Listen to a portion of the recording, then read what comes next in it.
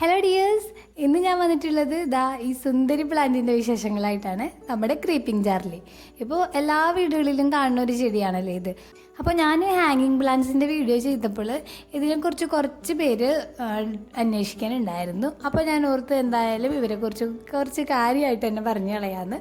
ഞാനപ്പോൾ ഇവരെ കുറച്ച് കോമൺ ആയിട്ടുള്ള കാര്യങ്ങളും പിന്നെ ഇവരുടെ പ്രൊപ്പഗേഷനും ഞാൻ ഇതിനു വേണ്ടി യൂസ് ചെയ്യുന്ന പോട്ടി മിക്സൊക്കെയാണ് ഇന്നത്തെ വീഡിയോയിൽ പറയാൻ പോണത്. അപ്പോൾ നമുക്ക് ഓരോന്നായിട്ട് നോക്കാം അല്ലേ.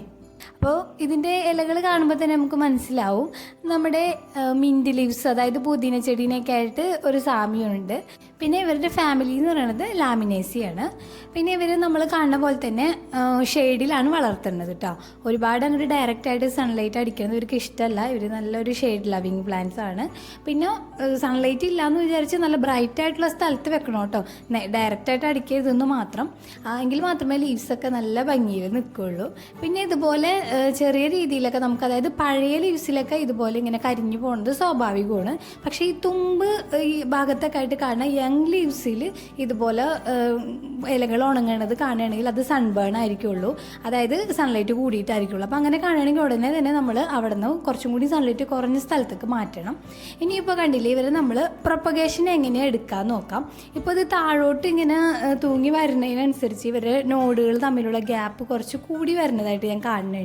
അപ്പോൾ ഇനിയിപ്പം ഇങ്ങനെയൊക്കെ അത്യാവശ്യം നോഡ്സ് തമ്മിൽ ഗ്യാപ്പൊക്കെ ഉള്ള ഒരു തണ്ടാണ് നമ്മൾ എടുക്കണമെന്നുണ്ടെങ്കിൽ ഒരു 3 നോഡ് വിട്ടിട്ട് നമ്മൾ കട്ട് ചെയ്താൽ മതി. അതല്ല കുറച്ചും കൂടി അടുപ്പിച്ചാണ് നോട്ട്സൊക്കെ ഉള്ളതെന്നുണ്ടെങ്കിൽ ഒരു 4 നോഡ് വിട്ടിട്ട് കട്ട് ചെയ്യണം. ഞാനിപ്പോൾ ഇവരെ അടിയിലോട്ട് ഒരു സൈഡിൽ മാത്രം ഇങ്ങനെ തൂങ്ങി കിടക്കുന്ന രീതിയിലാണ് വളർത്തുന്നത്. അപ്പോൾ അതുകൊണ്ട് അപ്പുറത്തുനിന്ന് വെട്ടണില്ല, ബാക്കിൽ നിന്ന് ഞാൻ വെട്ടിയിരിക്കുകയാണ്. ഇവിടെ ഞാൻ അധികം ലെങ്തി ആയിട്ട് വളർത്തണില്ല കേട്ടോ. ഒരു സൈഡ് മാത്രം നമ്മുടെ ഈ നെറ്റിപ്പട്ടത്തിനൊക്കെ ഒരു ഷേപ്പില്ലേ, അങ്ങനെ ആക്കാനാണ് ഉദ്ദേശിക്കുന്നത്. ഏകദേശം അതുപോലെ ആയി വരുന്നുണ്ട് കേട്ടോ. പിന്നെ നല്ല ഷെയ്ഡിലൊക്കെ ആണെങ്കിൽ വല്ല മരത്തിൻ്റെ താഴെയൊക്കെ ആണെങ്കിൽ നമുക്കിത് ഗ്രൗണ്ട് കവറായിട്ട് വളർത്താൻ പറ്റും കേട്ടോ. നല്ല ഭംഗിയിൽ പടർന്ന് ഇങ്ങനെ നിലത്ത് പച്ച കളറിൽ നിൽക്കണ ഞാൻ പല സ്ഥലത്തും കണ്ടിട്ടുണ്ട്. നല്ല ഭംഗിയാണത് കാണാനായിട്ട്. പിന്നെ ഇനി നമുക്ക് ഇവരെയൊക്കെ ഒന്ന് പ്രൊപ്പഗേഷന് വേണ്ടി വെക്കണം. അപ്പോൾ നമ്മൾ ലാസ്റ്റത്തെ നോടിൽ നിന്ന് നിൽക്കണ ഇലകളൊന്ന് മാറ്റുന്നുണ്ട്. അല്ലെങ്കിൽ നമ്മൾ മണ്ണിൽ അത് കുഴിച്ചിടുന്ന സമയത്ത് ആ ഇല ചീഞ്ഞിട്ട് ചിലപ്പോൾ ചെടി കേടുവരാൻ സാധ്യതയുണ്ട്. അപ്പോൾ നമ്മൾ ഇതുപോലെ ആക്കിയെടുത്തിട്ടാണ് ചെയ്യണത് കേട്ടോ. ഇനി ഇവർ നല്ല ബുഷിയായിട്ട് വളരാനായിട്ട് ഞാൻ ഏത് രീതിയിലാണ് ഇവരെ നടണേന്ന് കാണിച്ചു തരാം. അപ്പോൾ ഞാൻ ഇതുപോലെ നമ്മൾ ഏത് പോട്ടിലാണ് നടാൻ ഉദ്ദേശിക്കണേ അതിൻ്റെ അരികിലായിട്ട് ഇങ്ങനെ ചുറ്റും റൗണ്ട് ഷേപ്പിൽ തന്നെ ഇങ്ങനെ ഓരോരോ കുഴികൾ എടുത്തിട്ടാണ് ഞാൻ അതിൽ ഓരോ തണ്ട് വെച്ച് നട്ടുപിടിപ്പിക്കുകയാണ് ചെയ്യാറ്. അപ്പോൾ നമ്മൾ ഫുള്ള് ഇങ്ങനെ റൗണ്ട് ചെയ്ത് കഴിഞ്ഞിട്ടുണ്ടെങ്കിൽ പിന്നെ വീണ്ടും അതിൻ്റെ സെൻറ്ററിൽ റൗണ്ട് ഷേപ്പിൽ ചെയ്യാം. അങ്ങനെ നമുക്ക് നമ്മുടെ പോട്ടിൻ്റെ വലുപ്പവും പിന്നെ നമ്മുടെ കയ്യിലുള്ള ചെടിയുടെ അളവിനനുസരിച്ച് നമുക്ക് ചെയ്യാം കേട്ടോ. അതുപോലെ നട്ടിട്ട് നമ്മളൊരു ഷെയ്ഡിൽ വെച്ചിട്ട് വെള്ളം ആവശ്യത്തിന് ഒഴിച്ചു കൊടുക്കുക. അപ്പോൾ അങ്ങനെ വേര് പിടിച്ച് വന്നതിന് ശേഷമുള്ള ഒരു പോട്ടാണ് നിങ്ങളിപ്പോൾ കാണുന്നത്. ഇപ്പോൾ കണ്ടാൽ മനസ്സിലാവും. ഞാനിപ്പോൾ ഇതിൻ്റെ സെൻറ്ററിൽ 1-2 തണ്ട് നട്ടിട്ടുള്ളൂ. അതിൻ്റെ അരികിലായിട്ട് ഫുൾ ഞാനിങ്ങനെ റൗണ്ട് ഷേപ്പിൽ നട്ടു കൊടുത്തിട്ടുണ്ട്. അപ്പോൾ അതെല്ലാം തന്നെ ഒരുപോലെ വളർന്ന് സൈഡിലേക്ക് ഇങ്ങനെ കവർ ചെയ്ത് വരികയാണ് ചെയ്യുക കേട്ടോ. ഇനി ഞാൻ ഇവർക്ക് എങ്ങനെയാണ് പോട്ടി മിക്സ് തയ്യാറാക്കണമെന്നും കൂടി കാണിക്കാം. ഞാനിപ്പോൾ ആദ്യം തന്നെ ഇവിടെ മിക്സ് ചെയ്ത് വെച്ചേക്കുന്നത് ചകിരിച്ചോറും പിന്നെ നമ്മൾ സാധാരണ ഉപയോഗിക്കുന്ന മണ്ണും പിന്നെ ചാണകപ്പൊടിയും കൂടിയാണ്. അപ്പോൾ ചകിരിച്ചോറും ചാണകപ്പൊടിയും മാത്രം വെച്ച് നമുക്കിത് ചെയ്യാം കേട്ടോ, നമ്മുടെ ഹാങ്ങിങ് ബോട്ടിൻ്റെ വെയിറ്റൊക്കെ കുറക്കാൻ വേണ്ടിയിട്ട്. അപ്പോൾ ഞാൻ അതിന് പകരമായിട്ട് കുറച്ച് മണ്ണും കൂടിയും ചേർത്തിട്ടുണ്ട്. ഇനി ഇതിലേക്ക് എല്ലുപൊടിയും അതുപോലെ തന്നെ വേപ്പിൻ പിണ്ണാക്കുമാണ് ചേർത്തേക്കുന്നത്. വേപ്പിൻ പിണ്ണാക്ക് വളരെ കുറഞ്ഞ അളവിൽ ചേർത്തിട്ടുള്ളൂ. ഇപ്പം നിങ്ങൾ കണ്ട പോലെ എല്ലുപൊടി എടുത്തതിൻ്റെ പകുതി അളവിലോ ഞാൻ വേപ്പിൻ പിണ്ണാക്ക് എടുത്തിട്ടുള്ളൂ കേട്ടോ. നമ്മളിപ്പോൾ 2 നുള്ള് എല്ലുപൊടി ഇടുകയാണെങ്കിൽ 1 നുള്ള് വേപ്പിൻ പിണ്ണാക്ക് ഇട്ടാൽ മതി. വേപ്പിൻ പിണ്ണാക്ക് നമ്മൾ ചെടികൾക്കൊക്കെ ഇൻഫെക്ഷൻ വരാതിരിക്കാൻ നല്ലതാണ് കേട്ടോ. അപ്പോൾ പെട്ടെന്നൊന്നും കേട് വന്ന് പോകുമൊന്നുമില്ല. ഇതെല്ലാം കൂടി മിക്സ് ചെയ്തിട്ടുണ്ട്. അപ്പോൾ ഇനിയിപ്പോൾ മണ്ണിൻ്റെ അളവ് പറയുകയാണെങ്കിൽ ഞാനിപ്പോൾ പകുതി മണ്ണും 1/4 ഭാഗം ചാണകപ്പൊടിയും പിന്നെ 1/4 ഭാഗം ചകിരിച്ചോറാണ് എടുത്തിട്ടുള്ളത്. ചകിരിച്ചോറ് കുറച്ച് കൂടുതൽ ചേർത്താലും കുഴപ്പമില്ല കേട്ടോ, ഞാൻ നേരത്തെ പറഞ്ഞ പോലെ.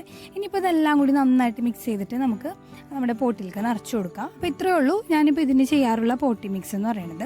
ഇനിയിപ്പോൾ ഇവർക്ക് നമുക്ക് എന്തെങ്കിലും ഫെർട്ടിലൈസറൊക്കെ കൊടുക്കണമെന്നുണ്ടെങ്കിൽ അതിൻ്റെ വീഡിയോ ഒക്കെ ഞാൻ മുമ്പേ ചെയ്തിട്ടുണ്ട്, ലിങ്ക് കൊടുക്കാം. നമ്മുടെ വീടിൻ്റെ അടുക്കളയിലെ വേസ്റ്റിൽ നിന്ന് ഉണ്ടാക്കാൻ പറ്റുന്ന ഒരു 7 തരം വളങ്ങളെക്കുറിച്ച് ഞാൻ മുമ്പ് ഒരു വീഡിയോ ചെയ്തിട്ടുണ്ട്. ലിക്വിഡ് ഫെർട്ടിലൈസേഴ്സാണ്. ഹാങ്ങിങ് പ്ലാന്റ്സിനൊക്കെ നമുക്ക് ലിക്വിഡ് ഫോമിൽ ഒഴിച്ചു കൊടുക്കാനായിരിക്കുമല്ലോ എളുപ്പം. അപ്പോൾ അതൊക്കെ നോക്കിയിട്ട് ആവശ്യമുള്ളവർ വേണമെങ്കിൽ അതും ചെയ്ത് കൊടുക്കാം കേട്ടോ. അതിൽ നമ്മൾ എഗ് സൊല്യൂഷനൊക്കെ ഉണ്ടാക്കുന്നുണ്ട്. അപ്പോൾ അതും അതൊക്കെ വളരെ നല്ലൊരു ഫെർട്ടിലൈസറാണ്. പിന്നെ ഒരുപാട് കൂടുതൽ കെയറൊന്നും എനിക്ക് കൊടുക്കേണ്ടതെന്നാണ് എനിക്ക് തോന്നിയിട്ടുള്ളത്. സൺലൈറ്റും പിന്നെ വെള്ളത്തിൻ്റെ കാര്യം. വെള്ളം നമ്മൾ ആവശ്യമുണ്ടെങ്കിൽ മാത്രം ഒഴിച്ചു കൊടുക്കുക. വെള്ളം കുറച്ച് കുറഞ്ഞാൽ ഇവർക്ക് ചെറിയൊരു വാട്ടം തോന്നും നമുക്ക്.